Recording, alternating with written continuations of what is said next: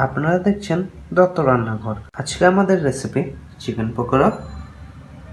নিয়ে নিয়েছি 100 গ্রামের মতো ছোট ছোট পিস করে কেটে নেওয়া চিকেন।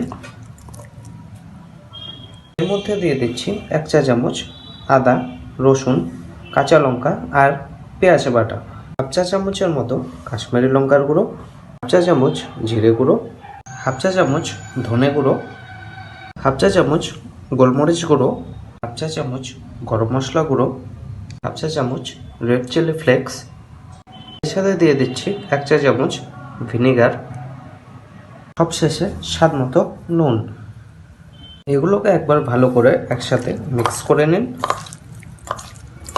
মিক্স করা হয়ে গেলে মিনিমাম রেখে দিতে হবে 5 থেকে 7 মিনিটের জন্য। মিনিট পর এর মধ্যে অ্যাড করে দিচ্ছি বেসন।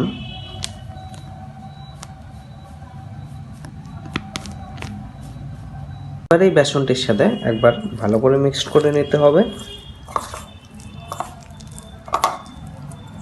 মিক্স করা হয়ে গেলে এক এক করে গরম তেলের মধ্যে ছাড়ুন।